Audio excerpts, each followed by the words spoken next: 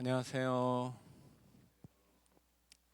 자, 오늘은 이제 1학기 종강하는 시간인데 우리가 지금 엘리사의 이야기를 계속 읽어가고 있는데 오늘 다 보지는 못할 것 같아요. 그래서 종강하는 시간이기 때문에 우리 짧게 엘리야와 엘리사 이야기를 좀 먼저 정리를 하고 우리 열왕기하를 계속 읽어가도록 하죠. 이 엘리야와 엘리사는 사제지간인데 말하자면 하나의 세트죠. 엘리야가 위대한 선지자였다면 엘리사는 그의 제자인데 엘리야에게 하나님이 주셨던 사명이 엘리사에게서 완성이 됩니다. 그래서 엘리야와 엘리사는 두 사람이지만 하나님이 그들을 통해서 역사하시는데 마치 하나의 세트처럼 그렇게 등장하는 사람들이죠. 이 열왕기 안에서는 가장 긴 이야기가 엘리야와 엘리사 이야기예요. 뭐 그만큼 비중이 있고 중요하다는 얘기겠죠. 자, 엘리야 이야기를 먼저 하자면 엘리야는 불의 선지자라고 할 수 있습니다.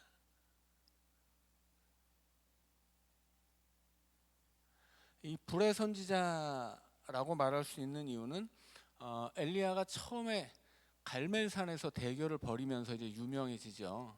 뭐 그가 등장하면서 가뭄을 선포하고 뭐 아합과 이렇게 대척점에 섰지만 결정적으로 이스라엘 역사 안에서 유명해지기 시작한 사건은 갈멜산의 대결이에요. 그때 엘리야가 하늘에서 불이 내리게 한단 말이에요.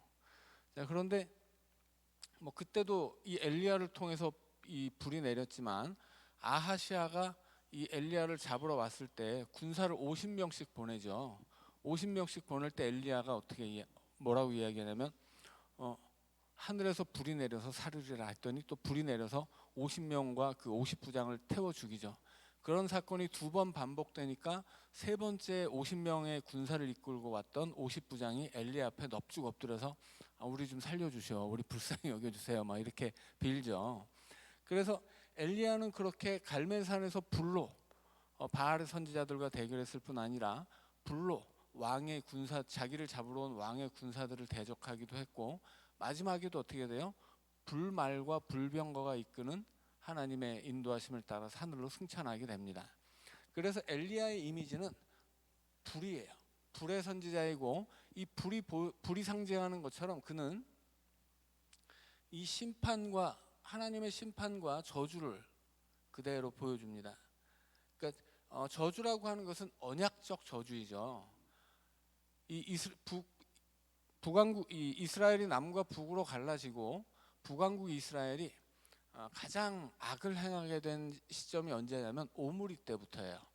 시므리가 왕이 되었을 때 그 7일 만에 그를 죽이고 오므리가 왕이 되죠. 그래서 시므리는 7일 천하로 끝이 나고 오므리가 왕이 되는데, 오므리가 왕이 된 이후에 이스라엘 역사에서 가장 강력한 왕이 바로 오므리였어요. 그래서 이 옛날 그 아수르가 남겨놓은 역사 비문 같은 곳에서도 이 이스라엘을 오므리의 집이라고 표현합니다.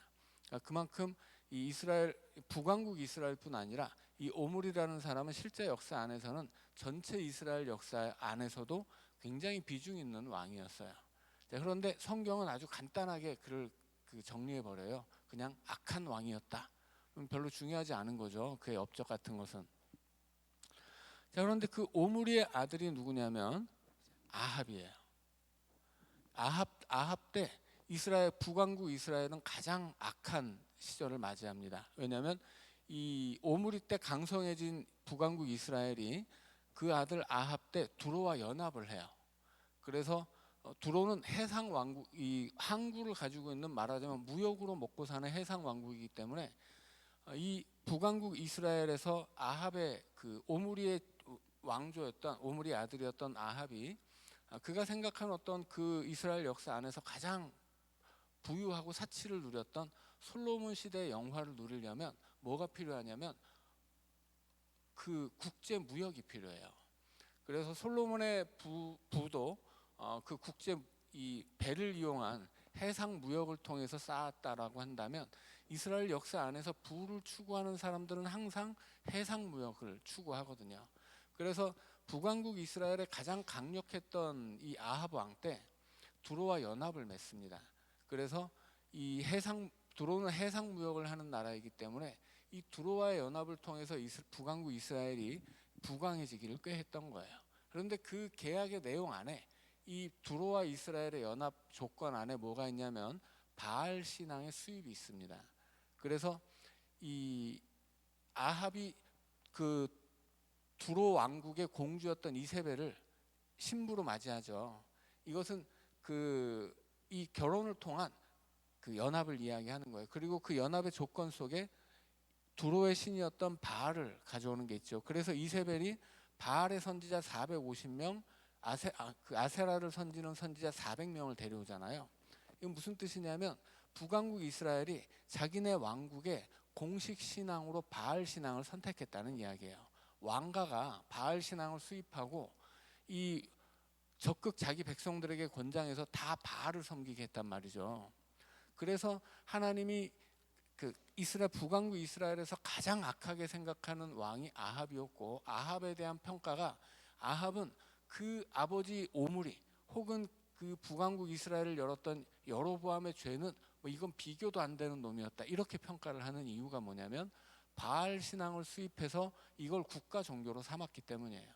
그 이유는 이 두로와 북왕국 이스라엘이 두로와 연합함으로써 더 강력한 나라가 더 많은 부를 쌓기로 약속을 했기 때문이죠. 그래서 북왕국 이스라엘의 가장 이 타락했었던 이 그 북왕국 이스라엘의 역사 안에 엘리야가 등장하는 거예요. 그래서 그렇게 이 나라의 종교 자체를 바꿔버리는 아합의 집을 향해서 하나님이 엘리야를 통해 심판을 선언하고, 그를 통해 하나님의 심판을 보여주는 것이 여러 가지 불의 사건들이에요. 그리고 결국은 엘리야가 이세벨 앞에서 꼬리를 말고 도망갔을 때 이 엘리야에게 하나님이 세 가지 사명을 주시죠. 그 중에 하나가 엘리사를 세우라는 것이었고, 그 또 하나는 이 아람의 왕 하사엘과 그리고 북왕국 이스라엘 예후에게 기름을 부으라는 거예요. 자, 이것은 아람 왕이 북왕국 이스라엘을 이제 괴롭힐 아람 왕 하사엘이 북왕국 이스라엘을 이제 괴롭힌 왕인데, 하나님이 이 엘리야를 통해서 보여주셨던 선포했던 언약적 저주를 엘리사를 통해서 이제 성취하신다는 이야기죠. 결국 엘리야에게 주어졌던 사명이 엘리사를 통해 성취됨으로써 이 엘리야를 통해서 하나님이 선포했던 언약적 저주와 심판에 관한 사건들이 다 엘리사를 통해 성취되는 거예요. 자, 그래서 이 엘리야는 불의 선지자이고 하나님의 심판을 상징하는 불로 사역하는 엘리야가 등장한 것은 그가 사역했던 아합의 시대가 이스라엘 역사 안에서 가장 악했기 때문에 하나님이 가장 능력 있는 선지자를 보내셨다라고 생각하시면 되고, 북왕국 이스라엘의 그 가장 악했던 그 악의 내용은 뭐냐면 두로와 연합해서 솔로몬 시대의 영화를 되찾으려고 하면서 그 두로의 바알 신앙을 수입해서 국가 종교로 삼았다 하는 것에 있습니다. 그리고 엘리야를 통해서 이제 엘리사에게 기름이 부어지고 엘리사가 등장하죠. 이 엘리사는 물의 선지자예요. 엘리사의 많은 사건들이 물과 연관되어 있습니다. 그래서 이 엘리야가 불로서 하나님의 심판을 드러내고 언약적 저주를 선포했던 선지자라면, 엘리사는 물을 통해서 많은 사람들을 살려냈던 선지자예요. 그러니까 이것은 뭐냐면 말하자면 언약적 회복을 보여주는 선지자라고 할 수 있습니다. 신명기에서도 하나님이 모세를 통해서 언약적 저주와 회복을 선포하신단 말이에요. 그래서 이 언약적 저주라고 하는 것은 이스라엘 백성들이 하나님의 언약 관계를 깰 때 하나님이 그들에게 저주를 내려서 그 땅에서 그 언약적 축복 복으로 주어졌던 그 땅을 빼앗고 그 땅에서 더 이상 살지 못하도록 그 백성을 진멸한다는 이야기였어요. 그런데 그럼에도 불구하고 하나님의 이 은혜는 언약적 저주로 끝나는 것이 아니라 그 이후에 회복을 다시 선포한단 말이에요. 그래서 신명기에서 너희들이 그렇게 이 땅에서 악을 행하고 결국은 이 땅에서 진멸을 당하고 이 땅도 빼앗겨서 쫓겨나겠지만 그러나 하나님이 너희들을 고쳐서 다시 데려올 것이다, 이렇게 이야기를 해요. 그 회복의 사건이 엘리사를 통해서 보여주는 거예요. 그래서 엘리사가 처음 등장할 때 했던 일이 뭐냐면 이 쓴 물을 만나서 이렇게 열매가 미리 떨어지는데 그 물을 고치는 사건들이죠. 자, 그래서 이 뭐 오늘 우리가 함께 보겠지만 나아만 같은 경우도 어떻게 해요? 요단강에서 씻음으로써 나음을 받고, 그 다음에 이 물에 도끼가 빠졌는데 나뭇가지를 던져서 그 도끼가 물에서 뜨게 하고, 여러 가지 이 물에 관련된 사건들을 엘리사를 통해 보여줘요. 그리고 그 모든 사건은 하나님이 그렇게 저주받은 백성들 사이에서 역사하심으로써 회복되는 그 은혜를 이야기하는 것입니다. 그래서 엘리야가 불의 선지자라면 엘리사는 물의 선지자고, 엘리야가 언약적 저주를 선포했던 사람이라면 엘리사는 그 이후에 이어질 하나님의 언약적인 회복을 다시 보여주는 사람이다라고 하는 것입니다. 그리고 결국은 이렇게 엘리야와 엘리사를 통해서 이어지는 이 북왕국 이스라엘의 신앙의 맥이 엘리사의 죽음과 함께 끊어짐으로써 그 이후에 북왕국은 곧바로 멸망을 향해 이제 달려가게 돼요. 그것은 이후에 남왕국 이스라엘이 멸망하는 역사와도 똑같습니다. 하나님이 계속해서 선지자를 보내시는데 그 선지자들이 배척받고 그 선지자들이 선포했던 하나님의 말씀에 등을 돌림으로써 이스라엘은 결국 먼저는 북왕국이 멸망하지만 나중에는 이제 남왕국 유다 역시 멸망하게 되죠. 열왕기는 그런 역사를 우리에게 보여주고 있습니다. 자, 오늘은 열왕기하 5장 20절부터 읽을 차례입니다. 제가 이 치과 치료를 받느라고 이를 하나 뽑았는데 혀를 좀 이렇게 긁히고 막 이러면서 발음이 잘 안 되는 수도 있어요. 제가 좀 이렇게 평소와 좀 발음이 다르다는 느낌을 저도 받는데 그냥 이게 혀를 좀 다쳐서 발음이 좀 꼬이는구나, 그렇게 생각해 주시면 감사하겠습니다. 열왕기하 5장에서 이제 나아만이 고침받는 이야기가 나오죠. 고치는 이야기까지 다 읽었어요. 19절까지. 그래서 지난 시간에 읽었던 거 정리하자면 나아만이 굉장한 선물을 들고 병 고치려고 이스라엘에 왔는데 엘리사가 그걸 고쳐주고, 그래서 나아만도 엘리사에게 굉장한 선물을 주려고 했지만 받지를 않죠. 그래서 이제 이 나아만이 그러면 내가 이제 당신 집에 흙더미를 좀 가져다가 우리 집에다가 이 흙으로 제단을 쌓고 내가 앞으로는 하나님만 섬기겠다, 이제 그렇게 약속하고 돌아가는 길이었습니다. 20절입니다. 하나님의 사람 엘리사의 사환 게하시가 스스로 이르되 내 주인이 이 아람 사람 나아만에게 면하여 주고 그가 가지고 온 것을 그의 손에서 받지 아니하였도다. 여호와께서 살아계심을 두고 맹세하노니 내가 그를 쫓아가서 무엇이든지 그에게서 받으리라 하고. 자, 이 20절에서 엘리사를 우리가 먼저 생각해 보면 엘리사는 어떤 사람이냐면 엘리사는 하나님이 세우신 선지자의 전통을 지키는 사람이에요. 그 전통 가운데 가장 중요한 게 뭐냐면 물 한 잔도 받지 말라는 거였거든요. 하나님이 주신 말씀을 선포하면서 그것에 대한 대가로 물 한 잔도 받으면 안 돼요. 그게 우리가 함께 읽었던 여러 선지자들의 이야기였죠. 그래서 엘리사는 그 대가를 전혀 받지 않아요. 그런데 게하시는 어때요? 게하시는 그걸 받아내려고 해요. 정작 하나님은 엘리사를 사용해서 나아만을 고쳤는데 게하시는 아무것도 아니었거든요. 근데 게하시는 아무것도 아니었는데 자기 것이 아닌 그 재물에 욕심을 냅니다. 그런데 이 게하시에 대해서 20절이 어떻게 설명하냐면 하나님의 사람 엘리사의 사환이에요. 사환이라는 말은 여기서 우리는 그냥 단순히 조수 이렇게 생각할 수 있는데 그런 게 아니에요. 여기서 사환이라는 말은 예를 들어서 모세의 사환이 누구였냐면 여호수아였어요. 모세의 사환이 여호수아였고 그 성경의 전통, 구약의 전통 안에서 사환을 하는 사람, 사환이라고 번역된 것은 부관이에요. 부관인데 단순한 부하가 아니라 자기 그 상관을 이어서 그 직책을 이어받아야 하는 부하를 사환이라고 불러요.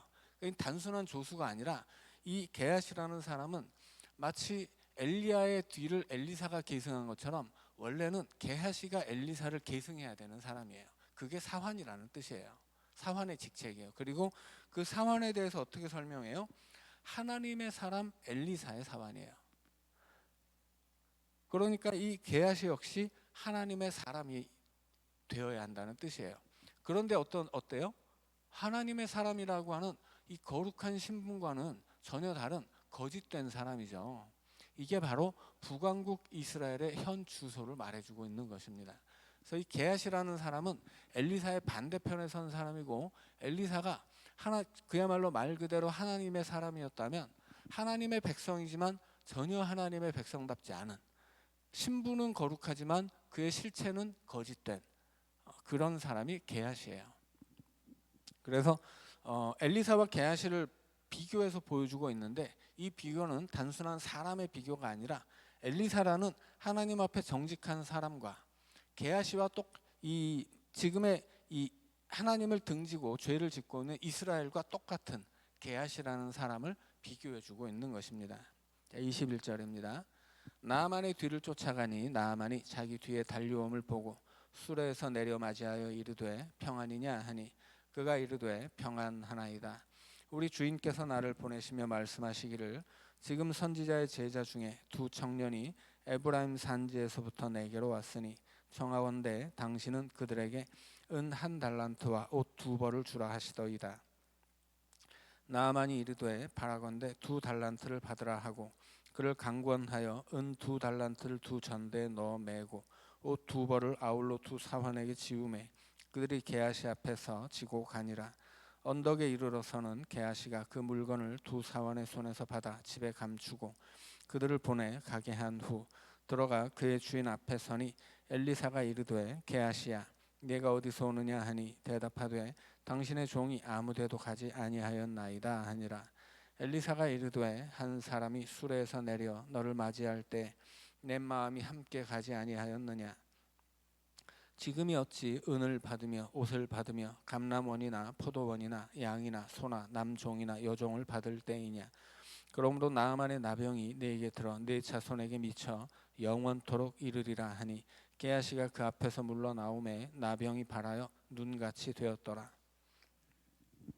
자, 지금 엘리사가 게하시를 향해서 뭐라고 이야기하냐면 지금이 어찌 은을 받으며 옷을 받으며 감람원이나 포도원이나 양이나 소나 남종이나 여종을 받을 때이냐 이렇게 말하죠. 왜 이런 말을 하는 거예요? 지금 이 북왕국 이스라엘의 죄악이 어디에서 출발하는 거냐면 그 부에 대한 열망에서 출발한 거예요. 그래서 솔로몬 시대의 북이 영화를 누리기 위해서 두로와 연합을 했단 말이에요. 그리고 그 연합의 조건으로 두로가 가지고 있었던 바알 신앙을 수입해서 자기네 국가 신앙으로 삼았어요. 그리고 지금 엘리사는 그 아합의 왕조를 대적하고 있는 사람입니다. 그러니까 엘리사를 비롯해서 그를 따르는 이 선지자 집단이 지금 그렇게 재물에 눈이 팔려 있는 왕조와 그 재물 때문에 하나님을 등져버린 이 아합의 왕조와 대결해야 되는데 지금 네가 뭐 하는 짓이냐 그런 이야기예요. 그래서 나병이 너뿐 아니라 네 자손에게 영원토록 이르리라 저주하죠. 그런데 게하시에게 나병이 들면 어떻게 될까요? 대가 끊기는 거예요. 뭐 예를 들어서 이미 게하시가 뭐 장가가서 아들이 있다 하더라도 대를 이어서 나병이 걸리면 어떻게 되겠어요? 그 아들 대에서 대가 끊기는 거죠. 그럼에도 불구하고 영원토록이라는 저주가 왜 나오는 거예요? 이것은 언약적 저주예요. 그래서 정말로 게하시가 자손 대대로 자손을 계속 낳고 그 자손마다 나병을 얻는다 그런 게 아니고 이렇게 하나님을 등지는 이스라엘을 향해서 그 이스라엘과 똑같은 이 게하시를 통해서 그 이스라엘에게 주어질 하나님의 언약적 저주를 선포하는 것입니다. 자, 6장입니다. 선지자의 제자들이 엘리사에게 이르되 보소서 우리가 당신과 함께 거주하는 이곳이 우리에게는 좁으니 우리가 요단으로 가서 거기서 각각 한 제목을 가져다가 그곳에 우리가 거주할 처소를 세우사이다 하니 엘리사가 이르되 가라 하는지라. 그 하나가 이르되 청하건대 당신도 종들과 함께 하소서 하니 엘리사가 이르되 내가 가리라 하고 드디어 그들과 함께 가니라. 무리가 요단에 이르러 나무를 베더니 한 사람이 나무를 벨 때 쇠도끼가 물에 떨어진지라. 이에 외쳐 이르되 아 내 주여 이는 빌려온 것이니이다 하니 하나님의 사람이 이르되 어디 빠졌느냐 하매 그곳을 보이는지라. 엘리사가 나뭇가지를 베어 물에 던져 쇠도끼를 떠오르게 하고 이르되 너는 그것을 집으라 하니 그 사람이 손을 내밀어 그것을 집으니라. 자, 역시나 여기서도 엘리사의 기적은 물과 함께 나오죠. 자, 그래서 이렇게 엘리야를 통해 이루어진 기적들이 대부분 하나님의 심판을 보여주는 사건들이었다면 엘리사를 통해서 이루어지는 많은 기적들은 어떤 하나님을 이 엘리사를 통한 회복의 사건들을 보여주고 있습니다. 자, 이제 8절입니다. 그때 아람 왕이 이스라엘과 더불어 싸우며 그의 신복들과 의논하여 이르기를 우리가 아무데 진을 치리라 하였더니 하나님의 사람이 이스라엘 왕에게 보내 이르되 왕은 삼가 아무 곳으로 지나가지 마소서 아람 사람이 그곳으로 나오나이다 하는지라. 이스라엘 왕이 하나님의 사람이 자기에게 말하여 경계한 곳으로 사람을 보내 방비하기가 한두 번이 아닌지라. 이러므로 아람 왕의 마음이 불안하여 그 신복들을 불러 이르되 우리 중에 누가 이스라엘 왕과 내통하는 것을 내게 말하지 아니하느냐 하니 그 신복 중에 한 사람이 이르되 우리 주 왕이여 아니로소이다. 오직 이스라엘 선지자 엘리사가 왕이 침실에서 하신 말씀을 이스라엘의 왕에게 고하나이다 하는지라.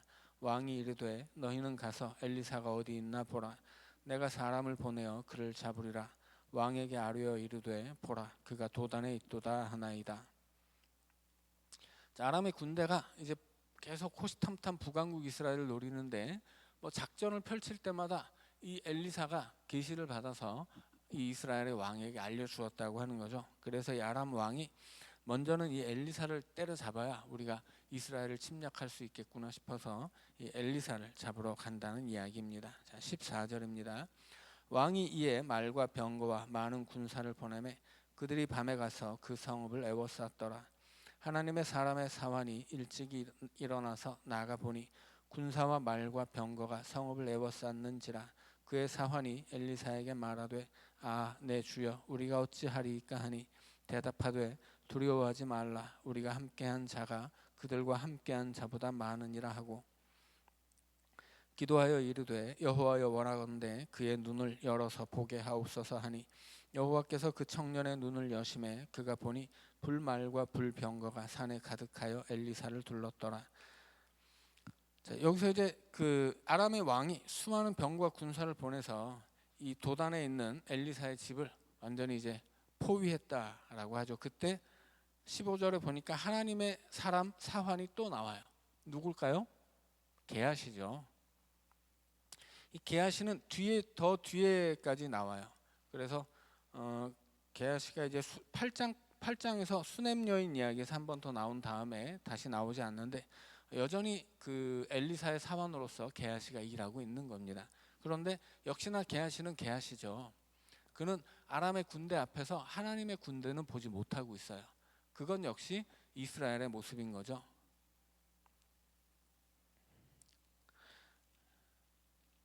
자, 18절입니다.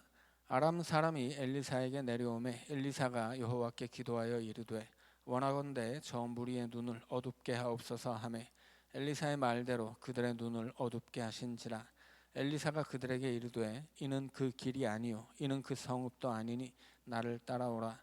내가 너희를 인도하여 너희가 찾는 사람에게로 나아가리라 하고 그들을 인도하여 사마리아에 이르니라.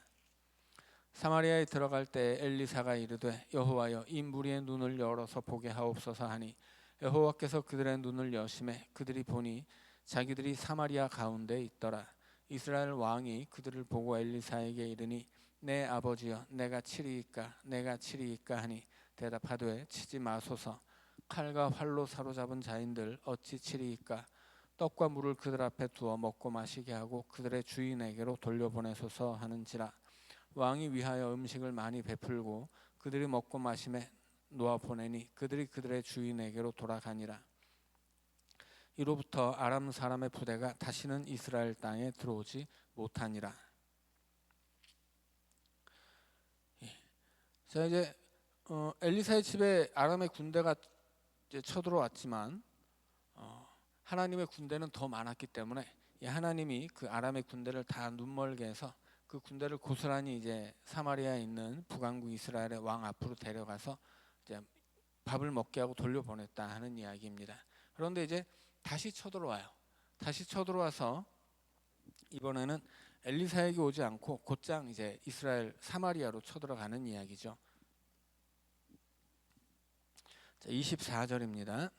이후에 아람 왕 벤하닷이 그의 온 군대를 모아 올라와서 사마리아를 에워싸니 아람 사람이 사마리아를 에워싸므로 성중이 크게 줄여서 나귀 머리 하나에 은 80세겔이요 비둘기 똥 4분의 1갑에 은 5세겔이라 하니 이스라엘 왕이 성 위로 지나갈 때 한 여인이 외쳐 이르되 나의 주 왕이여 도우소서. 왕이 이르되 여호와께서 너를 돕지 아니하시면 내가 무엇으로 너를 도우랴. 타작마당으로 말미암아 하겠느냐 포도주 틀로 말미암아 하겠느냐 하니라. 또 이르되 무슨 일이냐 하니 여인이 대답하되 이 여인이 내게 이르기를 네 아들을 내놓아라. 우리가 오늘 먹고 내일은 내 아들을 먹자 하매 우리가 드디어 내 아들을 삶아 먹었더니 이튿날에 내가 그 여인에게 이르되 내 아들을 내놓아라. 우리가 먹으리라 하니 하나 그가 그의 아들을 숨겼나이다 하는지라. 왕이 그 여인의 말을 듣고 자기 옷을 찢으니라. 그가 성 위에 지나갈 때 백성이 본즉 그의 속살에 굵은 배를 입었더라. 왕이 이르되 사밧의 아들 엘리사의 머리가 오늘 그의 몸에 붙어 있으면 하나님이 내게 벌 위에 벌을 내리실지로다 하니라. 그때 엘리사가 그의 집에 앉아 있고 장로들이 그와 함께 앉아 있는데 왕이 자기 처소에서 사람을 보내더니 그 사자가 이르되 전에 엘리사가 장로들에게 이르되 너희는 이 살인한 자의 아들이 내 머리를 베려고 사람을 보내는 것을 보느냐. 너희는 보다가 사자가 오거든 문을 닫고 문 안에 들이지 말라. 그의 주인의 발소리가 그의 뒤에서 나지 아니하느냐 하고 무리와 말을 할 때 그 사자가 그에게 이르니라. 왕이 이르되 이 재앙이 여호와께로부터 나왔으니 어찌 더 여호와를 기다리리요. 자, 이제 사마리아가 포위를 당하고 먹을 것이 없어져요. 그래서 어떤 여인이 오늘은 우리 집 아들 잡아먹고 내일은 니네 집 아들 잡아먹자 했는데 그 니네 집 아들 부모가 그 집 아들을 안 내주었다고 지금 왕에게 막 하소연을 하죠. 근데 이런 일이 우리나라에도 있었어요. 삼국유사를 보면 뭐 그건 물론 이제 야사긴 한데 그 우리나라에도 극심한 가뭄이 있었을 때 그렇게 자식을 먹는 사람들이 있었다고 그래요. 그러면 이제 자기 자식은 직접 잡아먹기가 어려워요. 그래서 우리 집 자식을 남의 집에 내어준단 말이에요. 그러면 그 집이 우리 집 자식을 먹고 그 다음 날은 그 집 자식을 우리가 먹기로 했는데 안 내주는 거예요. 남의 집 자식 먹고 살만하니까. 그래서 그런 일들이 실제로 우리나라에도 있었어요. 그게 뭐냐면 정말 그 옛날에 그 가난했던 시절에는 그렇게 가뭄이 한번 덮치거나 뭐 홍수가 한번 덮쳐서 그렇게 도저히 먹고 살 수가 없게 되면 이 자식도 잡아먹는 일들이 생겨나는 거죠. 자, 그런데 이것을 성경에서는 어떻게 얘기하냐면 언약적 저주라고 이야기합니다. 이 이스라엘 백성들이 살고 있었던 가나안 땅은 하늘의 비를 기다리는 땅이거든요. 농사가 안 돼서 가뭄이 들고 그렇게 자식마저도 잡아먹어야 되는 처지가 된다라고 하는 것은 하나님이 하늘을 열어주지 않는 그 결과예요. 그러니까 이스라엘 백성들이 하나님을 잘 섬기면 하나님이 하늘을 열고 비를 주셔서 충분히 먹고 살게 하시는데 그들이 하나님을 버리면 하나님은 하늘의 문을 닫아버려서 그들을 심판하신다는 이야기죠. 결국 이 사마리아가 그렇게 굶어 죽게 된 것은 언약적 저주입니다. 그렇다면 이 언약적 저주의 원인은 뭐예요? 하나님을 버린 거에 있어요. 그런데 이스라엘의 왕은 뭐라고 판단을 합니까? 하나님의 사자인 엘리사를 때려잡겠다. 하나님이 우리에게 이렇게 저주를 주셨으니 우리는 하나님 안 믿겠다. 이렇게 나온단 말이에요. 그래서 언약적 저주라는 것은 저주가 끝이 아니고 그 저주를 통해서 다시 하나님을 향해 돌이키기를 바라는 회개의 통로거든요. 그런데 이 악한 이스라엘의 왕은 회개하기는커녕 오히려 이 언약적 저주를 통해서 하나님을 더 대적하고 있다는 거예요. 그래서 이 북왕국 이스라엘의 역사에는 희망이 없다라고 하는 것입니다. 자, 여기까지 읽고 자, 우리 5분 쉬었다가 7장 읽도록 하겠습니다.